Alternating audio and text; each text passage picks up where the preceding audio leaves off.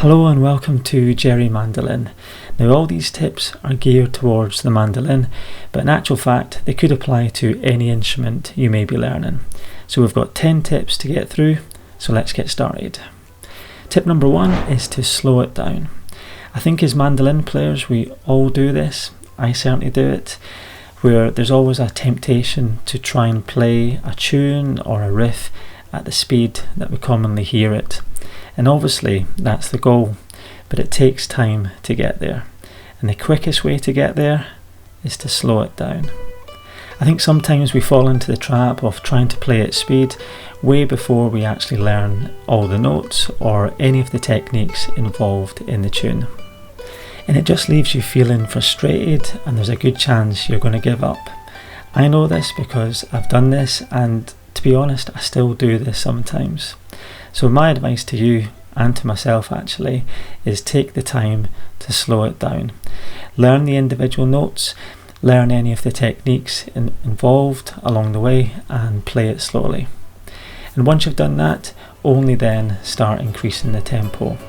And even then you might struggle to play the tune or the riff quite as fast as you want to. In that case, just play it as fast as you're able to without compromising the melody, and it's still going to sound great. The second tip is to record yourself. When you've got to the point of having learned the tune, pull out your phone and record yourself. Either just using audio, using voice memos, or why not even do a video recording.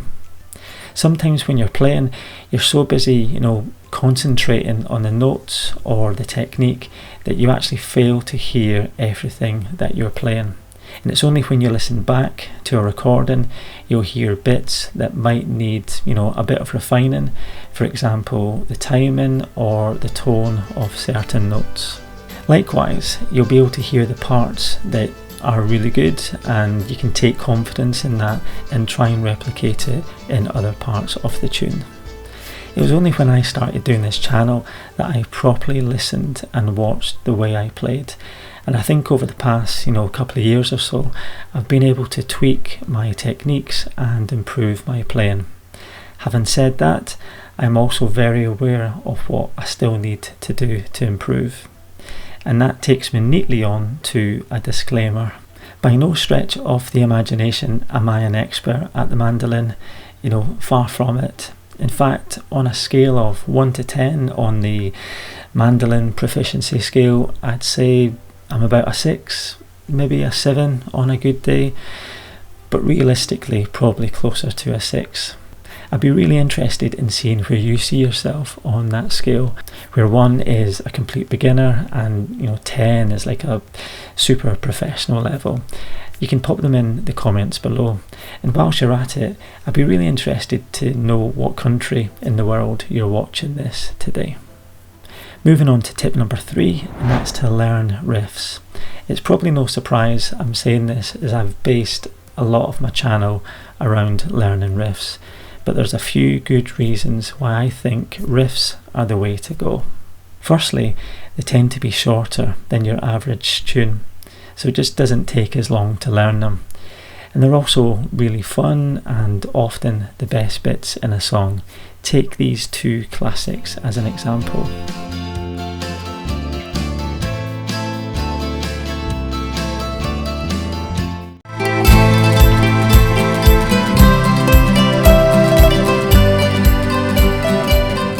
I remember when I first started playing the mandolin and fiddle when I was a teenager, and I used to sit next to the record player and repeatedly lift the needle back to the main riff in the song, just so that I could learn it and play along.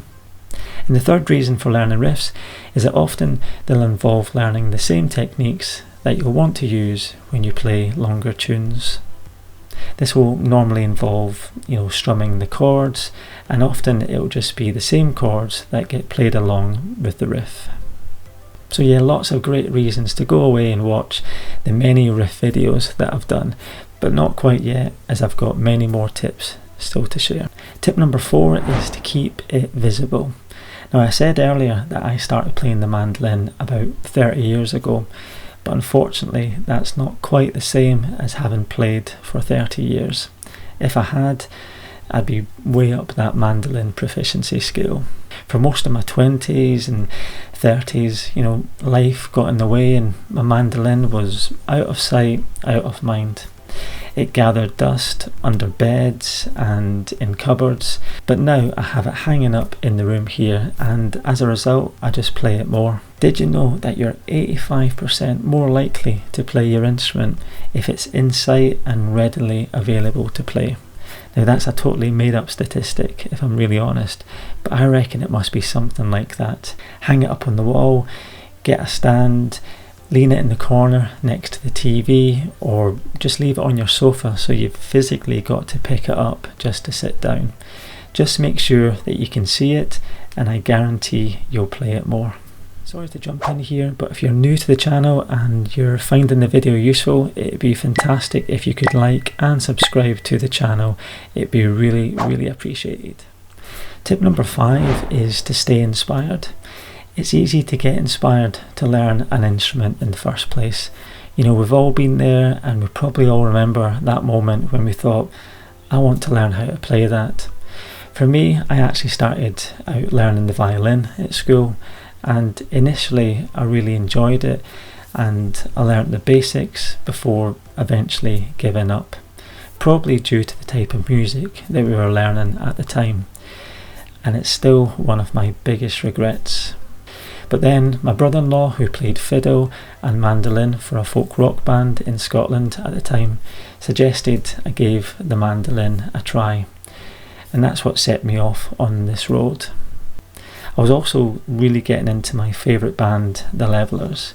It was Simon Friend in the band who plays electric guitar and the mandolin, and when I saw him I just thought that's a really cool wee instrument to play. But what's harder is to stay inspired.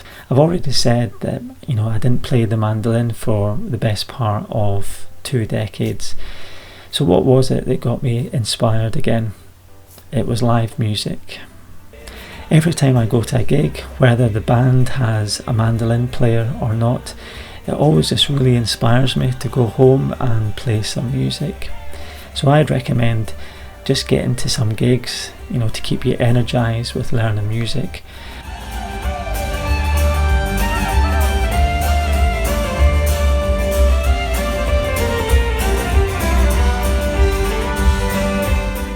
Also, just listening to music, listen to new music, it's what keeps me inspired to play. Again, it doesn't even have to feature the instrument that you're learning. I've said before on the channel that my favourite decade of music is the 1980s. It's the catchy melodies and just the good memories of growing up with my older brother and sister. And it's probably why I've worked out now how to play some 80s riffs on the mandolin.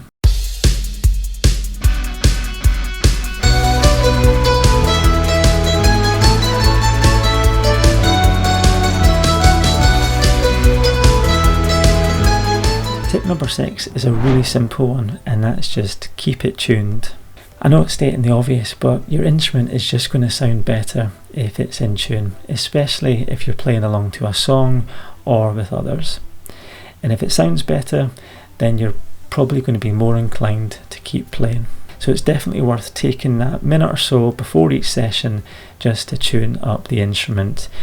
I use an app called Guitar Tuner, but there's plenty of more other apps I'm sure that are available. Tip number 7 is about practice, and all I would say here is just don't stress about a routine. Routines are great, and if you can get into a habit of practicing on a regular basis, then that's great. You're obviously going to make more progress the more often that you play. And equally, if you fall out of a habit, then sometimes it's hard to get that momentum back. I know this from experience. I more or less stopped playing on a regular basis for about 20 years. I'm sometimes asked about how often and how long I play the mandolin for, and the short answer is I don't really have a regular practice routine. But I do now play most days, and that's what's been great about doing this channel. For some people, a regular daily practice routine can really work, but life can be busy and there's always loads of other competing things to do. So my advice is just pretty simple, is just do what works best for you. It could be a regular daily practice, or it could just be as and when you fancy playing. Just pick up the instrument and start playing. It might be for 2 minutes, or you might end up playing for an hour. There is, no right way, and I think it's important to not put pressure on yourself to practice. First and foremost, playing music should be fun, and anything that might undermine that is best avoided. Tip number 8 is to try and learn to play tunes or riffs by ear and or by memory. The reason that this works for me is that I never really properly learned how to read standard notation. I do know the basics and that does help me, but I know that it's also probably held me back. Learning to read music is a great skill and I'd recommend it, of course. It provides a really good solid foundation in learning the mandolin or any instrument. The next best thing is to learn how to read tab, and hopefully you'll find that this channel gives you loads of tabs to try out. The tab that I provide is really basic. It only really tells you what string and what fret you need to play. It doesn't really help with the rhythm or the timing, and that's actually quite deliberate. Firstly, I wouldn't really know how best to represent rhythm on the tab. And secondly, I think it's best to encourage you to listen to a piece and try and commit the melody and the rhythm to memory, so that all the tab is really doing is helping you get started and help fill in any blanks, especially any tricky bits in a tune. The more you listen to music and trying to play it without using notation or tabs, the quicker you're going to learn how to play other tunes in the future. And playing music will become more intuitive, and that's the goal. Tip number 9 is to change your outlook. I think most people who practice an instrument will probably practice in the same place, and that makes a lot of sense, obviously. But you might want to consider changing your playing environment every so often. It might mean going into another room or even playing outside, maybe your garden if you've got one, or even take your instrument on a walk in the hills or by the coast. Mandolins are pretty small and pretty easy to cart around. And there are 2 reasons why I'm suggesting this. First, I think it just freshens things up a bit. Playing the same tunes in the same room can sometimes get a bit monotonous, and we know that boredom can sometimes lead to just not playing as much. And secondly, playing your instrument in a different place will just sound different, especially if you try playing your mandolin in a kitchen or a bathroom, for example, where the acoustics will just make your instrument sound different and, dare I say it, slightly better. I know it's not always practical, especially if you play a piano, for example, or where you live doesn't give you that many options. But if you can try it out, then I definitely recommend it. And finally, tip number 10, and that's to finish on a high. What I try to do every time that I pick up the mandolin and play is to try and finish the session with a run through of a tune that I'm really happy with.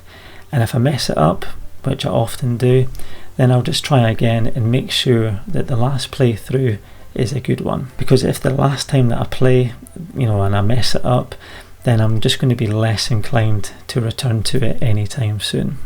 Now I know that that's not always possible. For example, if you're just starting off learning a tune, in that case just play it to the point where you can, or maybe just finish off playing a tune that you know that you can already play.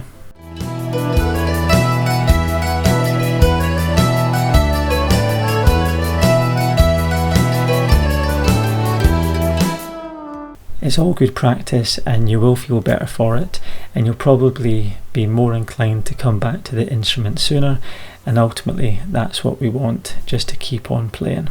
I really hope that some of these tips are useful. They've certainly helped me as I continue on my own mandolin journey.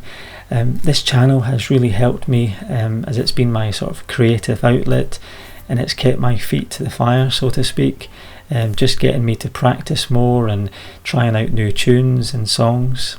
Thanks to everyone that's tuned in and commented and subscribed to the channel. Your support is really appreciated. I hope you enjoy playing the mandolin, and if this channel has helped in any way, then that's just fantastic. If you've got any tips that you'd like to share that's worked for you, then that'd be fantastic. Just drop them in the comments below. And thanks for watching. Cheers.